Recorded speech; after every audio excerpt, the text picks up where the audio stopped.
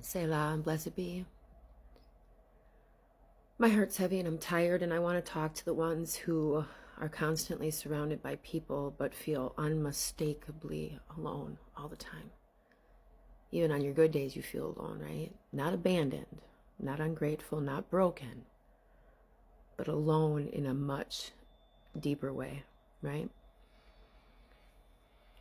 This loneliness doesn't come from a lack of love or a lack of opportunity, okay? It's just, I know because I've had it since I was born. It comes from a mismatch of frequency, right? Not being seen, not being heard, not being understood.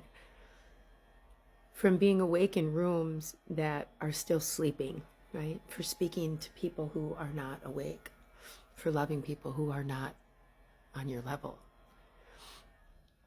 From carrying a language inside of you that has no one to echo it back to you, right? To say things that no one understands. To understand things that no one understands, I guess is a better way to put it for me. When I went to college, I learned a lot of things about how the human mind works and what these words mean. And I learned how to study and research. And I've picked up so much in 50 years. I'm 7 days away from my 50th birthday. And I'm in a tower moment, and I'm making huge decisions for my life. And the world is on fire. And psychology taught me the word for this, and it's existential loneliness, you guys. Existential loneliness. And that word, it doesn't even scratch the surface as to the kind of lonely I'm talking about. What you're experiencing is not pathology, it's pattern recognition, right? Your nervous system knows when it's safe to exhale and when it must remain vigilant. Your body just knows that. Your body knows when it's witnessed and when it's merely tolerated, right? Dealt with. Many of you learned early on how to stay quiet and how to stay small and how to stay pleasant, right? How to translate your truth into something easier to digest. You just didn't talk about certain things with certain people. You just didn't bring up certain topics at certain functions, right? You learned how to soften your edges, right? In rooms where you were allowed to be in but not wanted, right? And over time, what this does to your spirit, and I'm speaking as myself, what this does to you, I'm hoping someone can learn from this. It creates this quiet fracture in you. You're present, but not fully embodied. You're connected, but you're not met by others, right? And this isn't a personal failure. This is survival adaptation. This is what women of trauma have done to survive. And when that adaptation is no longer needed, it begins to ache, right? Because now you have it and you don't need to use it anymore, and you don't know how to integrate, right? So you feel lonely, not because you lack people, but because you're outgrowing the performance of staying small, right?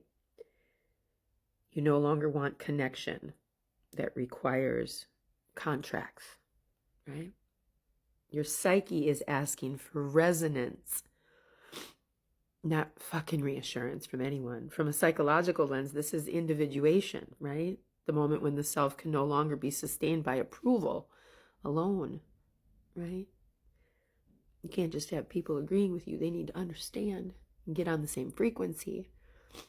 From a goddess lens, this is the initiation, guys. This is the fire, right? Throughout human history, every major awakening has followed that pattern.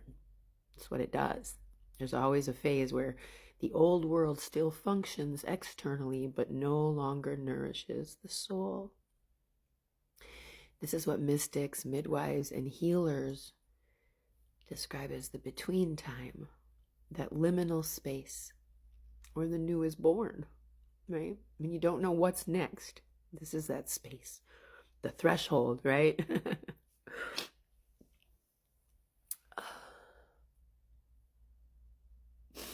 So sick of crying. So right now, humanity is in one of those thresholds, right? anthropology, like looking at it through the anthropological lens, we're watching the collapse of structures that were built on dominance, extraction, disconnection from the body and the earth, right?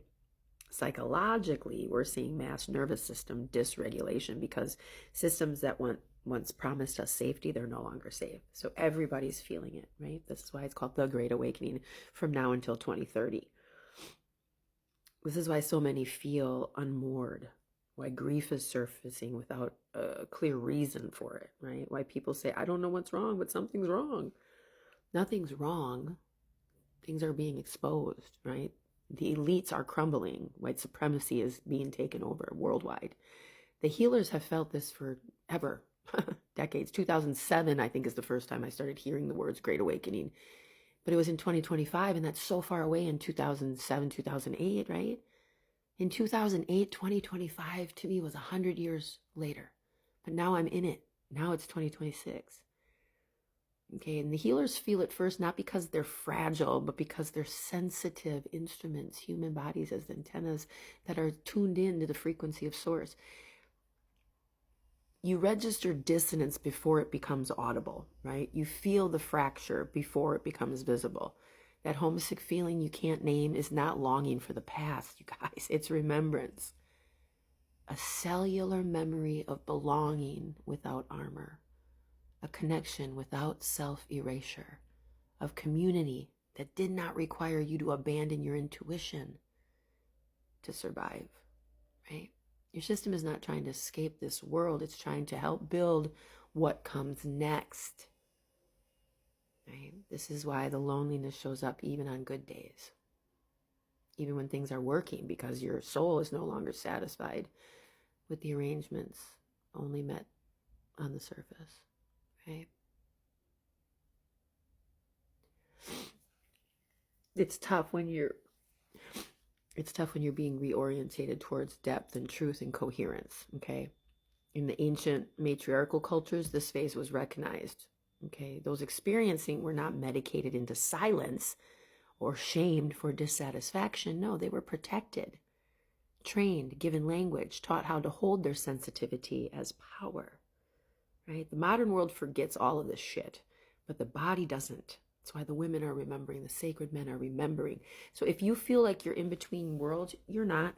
But I recommend you read Amanda K. Gross's book, White Women Get Ready. If conversation feels thin, it's because you're listening for something real. Okay? If you feel unseen, even when you're loved by someone, it's because love without recognition is not medicine that you need anymore. This is not isolation, okay? It's preparation. The Great Awakening is not a fucking spectacle. It's not savior-based.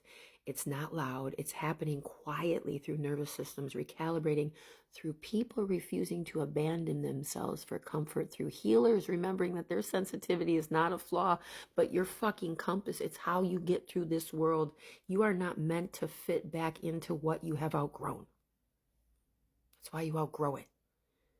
You're meant to anchor what is emerging through this matriarch movement. And yes, it can feel fucking lonely. It's not always easy. But initiation is never easy. This phase doesn't last forever though, right? Resonance finds resonance. Frequency attracts frequency. The connections you are craving cannot be forced. They have to be recognized. And until then, trust what your system knows. You're not broken. You're remembering. And the remembering is the beginning of the return, right? The remembering. And there's your train whistle confirmation. The billionaires have nothing to stand on, the more and more of us that wake up. So let's get the hate out of your heart and realize all of us are created equal. For real. Because you can't hide behind racism anymore. Minnesota's showing us that. And thank you to my Minneapolis peeps.